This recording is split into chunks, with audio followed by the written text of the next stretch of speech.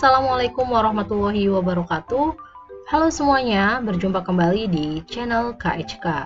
Kali ini saya akan menjelaskan tentang jaringan hewan.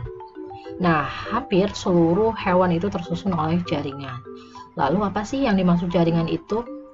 Jaringan adalah kumpulan sel-sel yang memiliki struktur yang sama dan saling bekerja sama untuk mencapai tujuan tertentu atau juga untuk membentuk suatu sistem organ.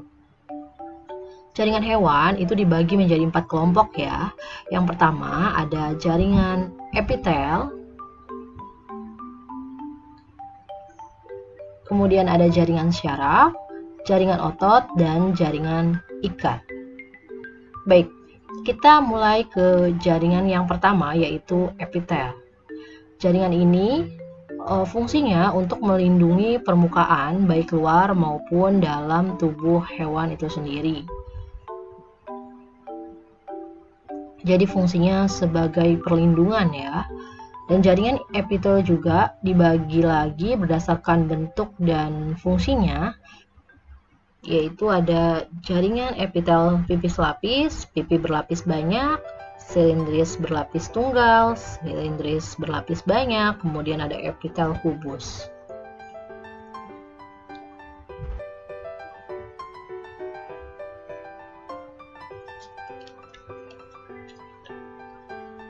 Epitel pipis lapis itu ditemukan di lapisan alveoli ya, sehingga di lapisan ini atau di jaringan ini akan terjadi pengangkutan molekul-molekul kecil pada membran, dan jaringan ini tuh bentuknya tipis, kemudian datar, dan pastinya adalah berselapis tunggal. Selanjutnya epitel pipi berlapis banyak. Fungsinya itu untuk melindungi organ dan biasanya terdapat pada kulit di dalamnya ya, di dalam kulit. Jaringan ini strukturnya memang berlapis-lapis, sehingga tadi disebutkan epitel ini adalah epitel pipi berlapis banyak. Selanjutnya epitel silindris itu dapat berfungsi bersifat impermeable atau juga yang bersifat permeable. Permeable-nya itu terhadap masuknya bakteri, sedangkan permeable-nya itu terhadap ion-ion apapun yang diperlukan. Dan jaringan ini tuh bentuknya silindris dan tinggi seperti ini ya. Selanjutnya jaringan kubus.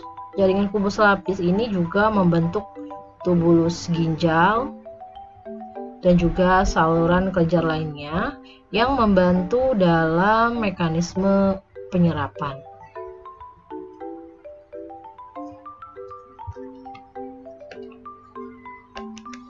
Jenis jaringan berikutnya kita ke jaringan syaraf ya, yaitu jaringan yang kedua. Jaringan syaraf ini terdiri dari sel-sel syaraf atau neuron-neuron yang mempunyai badan sel dan juga mempunyai inti.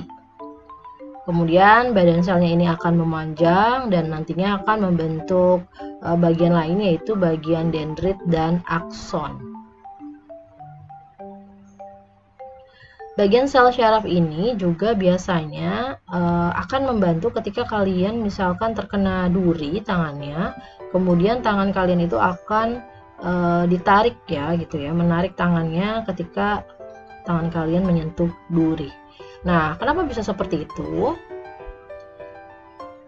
Sel-sel syaraf itu membawa pesan dari dendrit dalam bentuk sinyal-sinyal ke badan sel dan akson, kemudian menginformasikan ke sel-sel lainnya, sehingga impuls syaraf tersebut akan menggerakkan otot kita atau otot syaraf kita ketika tadi tangan kita terkena duri, misalkan dengan cara menarik tangan kita.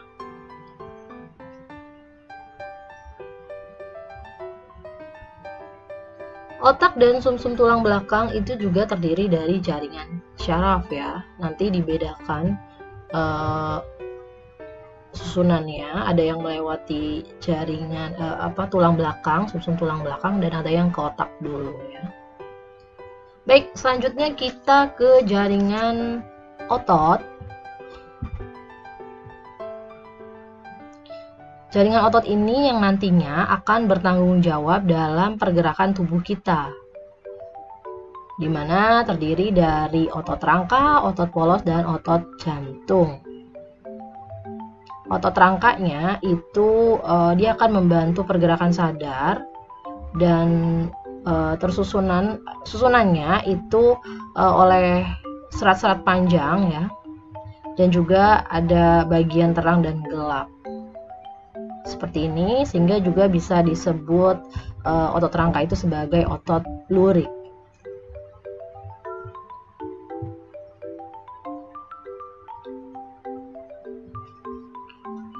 Selanjutnya otot polos. Kalau otot rangka pergerakannya sadar, sedangkan pada otot polos ini dia pergerakannya itu secara tidak sadar, seperti kontraksi dinding usus. Kemudian otot ini juga mengisi bagian struktur rongga tubuh. Otot polos juga ditemukan di usus ya, atau pembuluh darah, kantong kemih, dan juga rahim.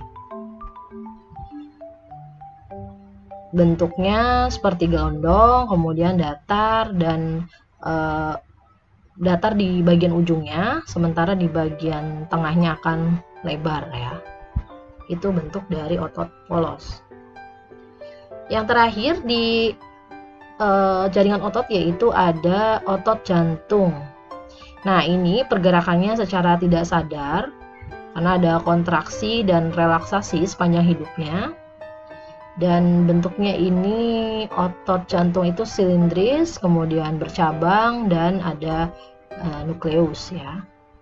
Selanjutnya ke jaringan yang terakhir yaitu jaringan ikat, yang fungsinya itu sebagai atau untuk mengikat atau mendukung atau menyokong ya bagian-bagian lainnya. Terdiri dari darah, kemudian ada tulang, ada juga ikat padat atau ligamen, kemudian tulang rawan, kemudian ikat longgar, dan adiposa. Yang pertama yaitu darah.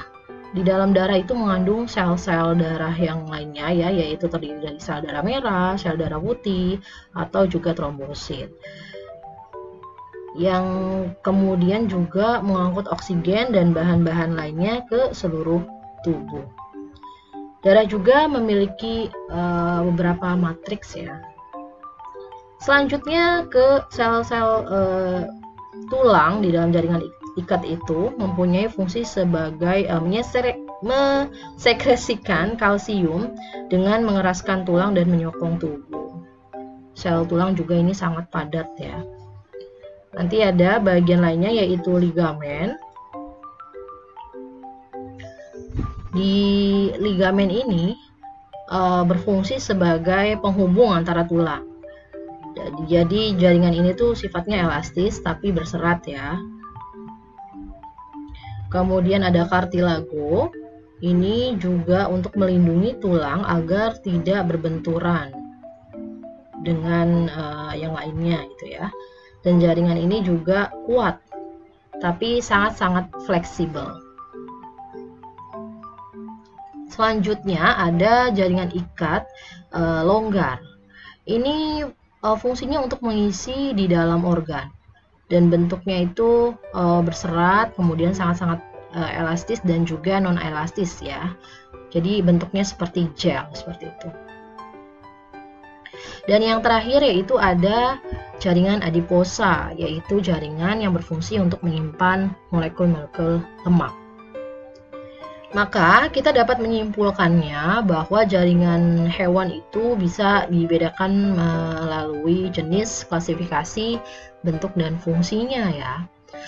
Dan jaringan hewan ini itu disimpulkan yaitu terdiri dari 4 bagian. Yang pertama ada epitel, kedua ada jaringan syaraf, jaringan otot, dan jaringan ikat. Di mana di jaringan epitel kemudian dibagi lagi beberapa bagian, yaitu ada pipih selapis, kemudian juga ada pipih berlapis banyak, ada silindris, dan juga ada kubus.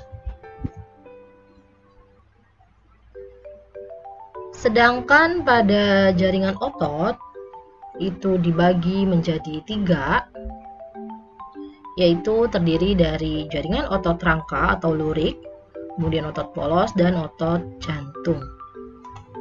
Selanjutnya yaitu jaringan syaraf yang fungsinya untuk mengantarkan impuls atau sinyal-sinyal syaraf yang nantinya dilakukan juga melalui pusat sensorik, kemudian ke motoriknya ya melalui otak dan juga sumsum tulang belakang. Dan yang terakhir yaitu nanti ada jaringan ikat sebagai penyokongnya. Baik, tadi tentang jaringan hewan telah dijelaskan. Selanjutnya, tingkatan setelah jaringan itu adalah organ. Nah, apa sih organ itu? Organ adalah gabungan dari berbagai jenis jaringan yang terorganisasi dalam fungsi tertentu. Dan berdasarkan letaknya, organ itu dibagi 2, ada organ luar dan organ dalam. Organ luar itu contohnya seperti kulit, mata, telinga, dan hidung. Sedangkan organ dalam yaitu hati, usus, jantung, dan lambung. Nah, ini contohnya adalah organ lambung. Jadi di organ lambung ini itu bagian dari lambung sendiri itu ada jaringan-jaringan yang bersatu gitu ya, yaitu jaringan epitel, jaringan ikat di bawahnya, kemudian ada jaringan otot dan juga ada jaringan syaraf. Jadi sangat-sangat komplit ya yang susunannya tadi, bahwa di organ itu merupakan kumpulan dari jaringan. Kemudian di sini ada sistem organ. Nah, ini ada beberapa gambar sistem-sistem organ. Jelas tingkatannya adalah setelah tingkatan organ. Jadi di atasnya tingkatan organ itu adalah sistem organ. Di sini saya punya 9 gambar. Ada gambar 1, 2, 3, 4, 5, 6, 7, 8, dan 9. Silahkan nanti setelah kalian menyimak video ini sampai dengan selesai, kalian harus menjawab sistem organ apa saja sih 1 sampai 9 ini, dan berikan sedikit ringkasan penjelasan dari setiap organ yang kalian sebutkan ini. Jawabannya silahkan nanti dikirim ke Google Classroom ya. Sekian penjelasan materi hari ini tentang jaringan hewan. Terima kasih atas perhatiannya dan mohon maaf bila ada kesalahan. Saya akhiri. Wassalamualaikum warahmatullahi wabarakatuh.